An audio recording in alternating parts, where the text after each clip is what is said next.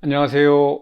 임용선 목사입니다. 오늘 우리가 함께 나눌 하나님의 말씀은 에베소서 3장 1절로 7절입니다. 제가 말씀을 봉독하겠습니다. 이러므로 그리스도 예수의 일로 너희 이방인을 위하여 갇힌 자 된 나 바울이 말하거니와 너희를 위하여 내게 주신 하나님의 그 은혜의 경륜을 너희가 들었을 터이라. 곧 계시로 내게 비밀을 알게 하신 것은 내가 먼저 간단히 기록함과 같으니 그것을 읽으면 내가 그리스도의 비밀을 깨달은 것을 너희가 알 수 있으리라. 이제 그의 거룩한 사도들과 선지자들에게 성령으로 나타내신 것 같이 다른 세대에서는 사람의 아들들에게 알리지 아니하셨으니 이는 이방인들이 복음으로 말미암아 그리스도 예수 안에서 함께 상속자가 되고 함께 지체가 되고 함께 약속에 참여하는 자가 됨이라. 이 복음을 위하여 그의 능력이 역사하시는 대로 내게 주신 하나님의 은혜의 선물을 따라 내가 일꾼이 되었노라. 네, 에베소서 2장에서 사도 바울은 이방인들이 이제 그리스도의 은혜, 하나님의 은혜로 이제 원수된 것이 소멸되어지고 이제 유대인들과 또 이스라엘 백성과 동등한 하나님의 백성, 또 하나님의 권속이 되었다라는 것을 강조했습니다. 그리고 이제 3장에 와서 바로 그 이방인들이 구원을 얻게 하는 그 일을 위하여서 이제 바울이 사도로 부르심을 받았다는 것을 이야기합니다. 즉 이제 초점은 이제 복음을 증거하는 바울 자신에게로 옮겨가고 있습니다. 여기에서 이제 2절에서 너희를 위하여 내게 주신 하나님의 그 은혜의 경륜을 너희가 들었다. 그리고 3절에 계시로 내게 비밀을 알게 하셨다. 네, 이 엄청난 특권입니다. 바울이 그리스도의 비밀을 계시로 알게 되었다라는 거, 그리고 바로 그 비밀을 이방인들에게 전하는 사람이 되었다라는 거죠. 그래서 4절에서 3절에서 이미 그 바울이 기록한 거, 이제 바울의 서신이나 또 여러 글들을 통해서 이제 성도들에게 그 그리스도를 통하여 얻는 그 구원의 비밀을 깨닫게 하였습니다. 예. 바울 자신도 하나님으로부터 특별한 계시 가운데 예수 그리스도를 통하여서 그것을 들었고 이제 또 그것을 이방인들이 알 수 있도록 깨달을 수 있도록 그것을 전달하는 그런 사명자로서 부르심을 받았다라는 거죠. 이 얼마나 대단한 특권입니까? 하나님의 계시를 받고 또 그 계시의 말씀을 다른 사람들이 깨달을 수 있도록 전달한다라는 거.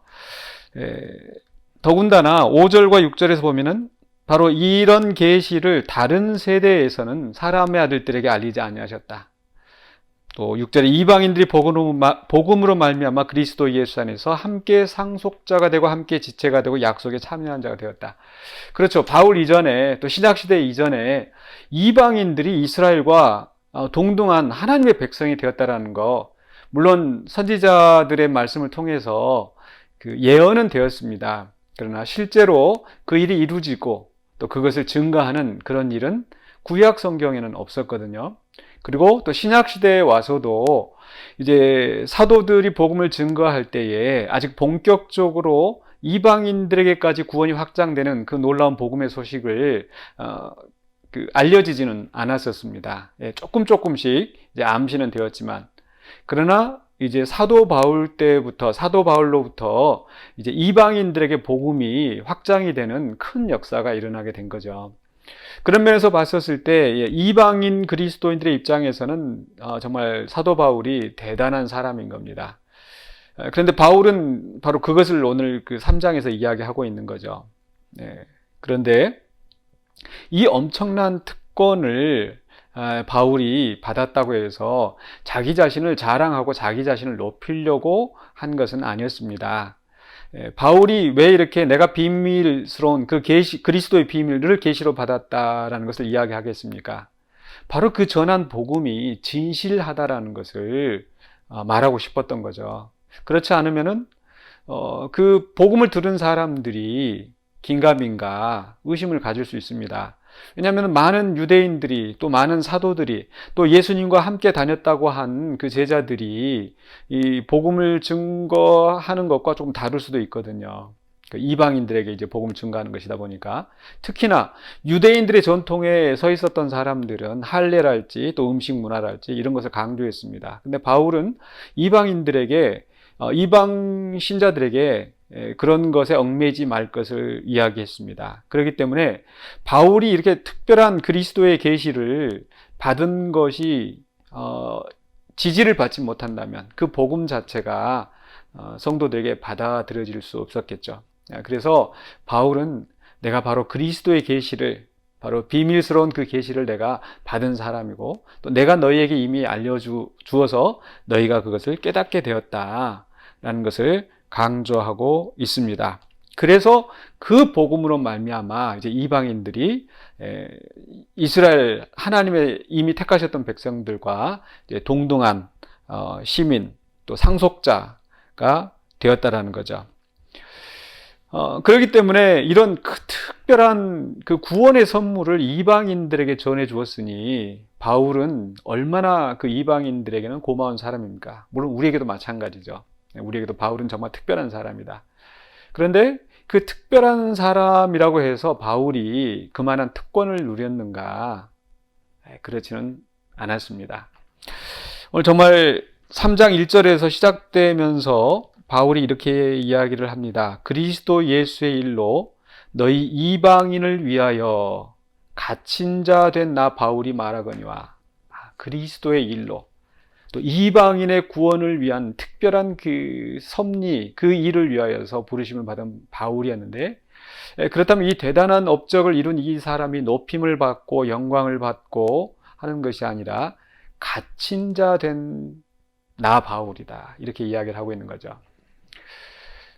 바로 우리 예수님의 모습이 연상이 됩니다. 우리의 구원을 위하여 이 땅에 오셨지만은, 그러나 정작 사람들에게 인정을 받지 못하고 또 멸시를 당하고 십자가의 죽음을 맞이하셨었죠. 우리 예수님이 그러했었고, 바울도 역시 마찬가지로 이방인의 구원을 위한 그 놀라운 하나님의 섭리를 이제 그리스도의 사자가 되어서 이루어가는 직분인데, 그럼에도 불구하고 지금 바울의 현재 처지는 갇힌 자라고 말할 수밖에 없는 상황인 거죠. 오늘 이 말씀이 우리에게 시사하는 바가 참 큰 것 같습니다. 우리가 여러 가지 모양으로 교회 안에서 직분을 받습니다. 또 그리스도의 사자로서, 또 그리스도인으로서 또 우리는 특별한 하나님의 은혜를 받은 사람입니다. 그런데 그것이 우리가 남들 위해 군림하고 남들보다 더 잘 살고 더 복을 누리고 이런 곳에 눈이 가서는 안 되겠다는, 안 된다는 것을 우리에게 교훈하시는 것이 아닌가. 바로 예수님처럼, 바울처럼 우리는 복음을 위하여 하나님의 나라를 위하여서 때로 우리가 갇힌 자가 되어야 될 수도 있고, 또 조롱과 멸시를 받아야 될 수도 있고, 그 핍박을 감내해야 되는 상황이 있을 수 있다는 겁니다.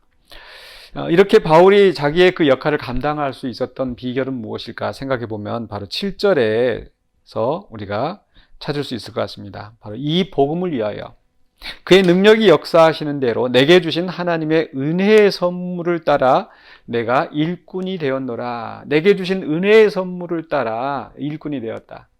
그러니까 이방인들이 구원을 받는 것도 하나님의 은혜인데, 바로 그 일을 위하여서 바로 이방인에게 복음을 증거하고 또 그 복음을 깨닫게 하는 정말 그런 선한 선생으로서 역할을 감당하는 것, 이것조차도 하나님의 은혜의 선물이었다는 거죠.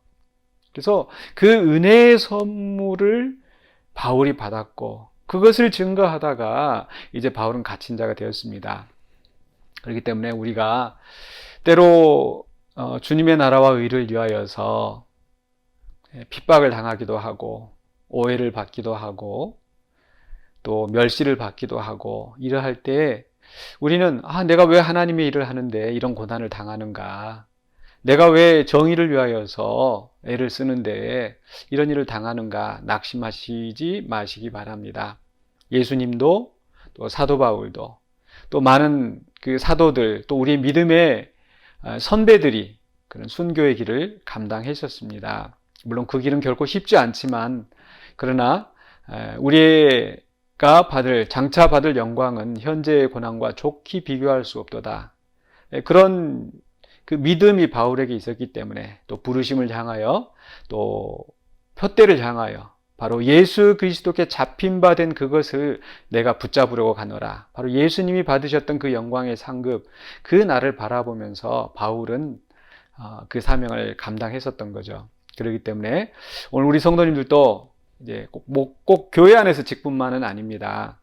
우리가 또 가정에서 가장으로 또 어머니로 또 직장에서 우리가 하나님의 영광을 위하여 살아가는 또 그리스도의 제자로서 살아가는 우리의 삶을 또 바른 길을 가려고 할 때에 분명히 고난이 있을 수밖에 없습니다. 왜냐하면 이 세상은 죄로 말미암아 왜곡되어졌고 우리의 죄악된 본성으로 말미암아 항상 그런 문제가 일어날 수밖에 없는 거죠. 그렇기 때문에 바로 그리스도의 나라, 하나님의 나라를 위하여서 우리가 살아가려고 할 때 정말 그 물줄기를 거슬러 올라가는 그 연어들처럼 우리는 이 세상의 풍조와 부딪힐 수밖에 없고 그 속에서 우리는 정말 다칠 수밖에 없습니다. 그렇기 때문에 그런 일을 겪을 때 우리는 올 곳이 왔구나. 또 내가 주님이 가신 또 바울이 갔던 그런 길을 걸어가고 있구나 생각하시면서 믿음으로 승리하시는 저와 여러분이 되시기를 주의 이름으로 축원합니다. 기도하겠습니다. 사랑의 주 하나님, 은혜를 감사합니다. 우리를 하나님의 자녀로 삼으시고 또 우리를 여러 가지 모양으로 하나님의 나라를 위한 사명을 은혜의 선물로 주신 것을 감사합니다. 그 선물을 따라서 우리가 사명을 감당할 때 때로는 거칠고 험한 길을 만나며 때로는 사람들과 부딪히며 아픔이 있지만은 우리가 낙심하지 않게 하여 주시고 우리에게 주신 그 은혜를 생각하며 또 주님의 나라와 그 영광이 이루어질 때 얻을 상급을 생각하며 믿음으로 승리하며 나아가는 또 담대히 사명 감당하는 우리가 되게 하여 주시옵소서. 예수 그리스도 이름으로 기도하옵나이다. 아멘.